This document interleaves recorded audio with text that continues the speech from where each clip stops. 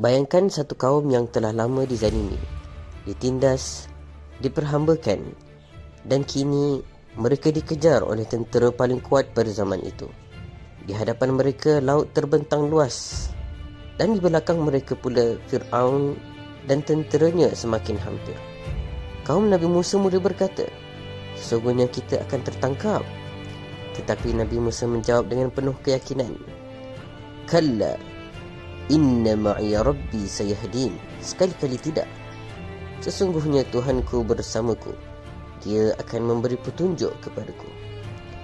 Lalu Allah memerintahkan Nabi Musa, pukullah laut itu dengan tongkatmu. Dan seketika itu juga laut terbelah.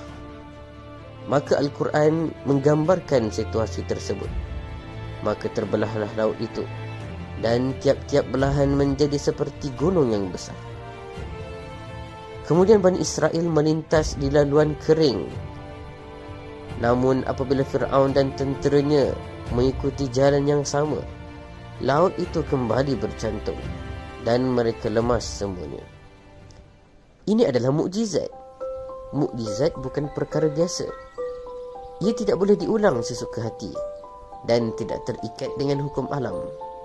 Kita tidak boleh kata, oh, ini sebenarnya hanya fenomena alam semata-mata. Tak boleh.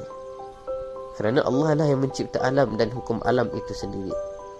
Tetapi Al-Quran sering mengajak manusia untuk berfikir. Maka timbul satu persoalan. Pernahkah berlaku fenomena laut terbelah secara semula-jadi? Maka jawapannya, ya, memang pernah direkodkan.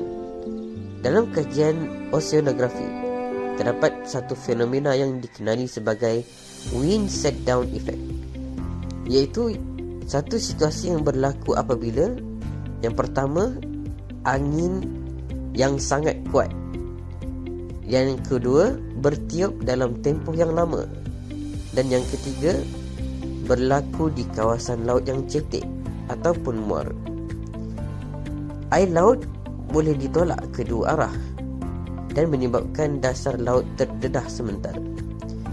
Maka fenomena inilah yang pernah direkodkan di Tasik Eri, Amerika Syarikat, dan juga di Teluk Suez dan beberapa kawasan pesisir cetek yang lain. Namun ia jarang, tidak terkawal dan berisiko tinggi. Yang menariknya, Al-Quran menyebutkan bahawasanya laut terbelah menjadi dua bahagian dengan laluan selamat di tengah.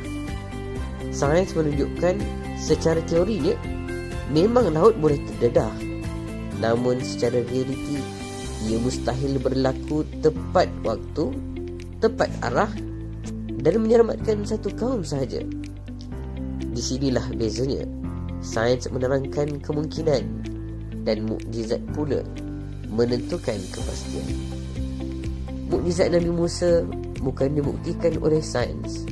Sebaliknya, sains hari inilah yang hanya menampakkan bahawasanya apa yang berlaku itu tidak mustahil bagi Allah. Al-Quran tidak datang untuk menjadi buku fizik. Tetapi apabila manusia semakin mengkaji alam, mereka semakin sedar sesungguhnya yang takut kepada Allah dalam kalangan hamba-Nya hanyalah para ulama. Laut boleh terbelah, tetapi yang lebih luar biasa, hati manusia yang keras boleh tunduk kepada kebenaran jika dia mahu berfikir.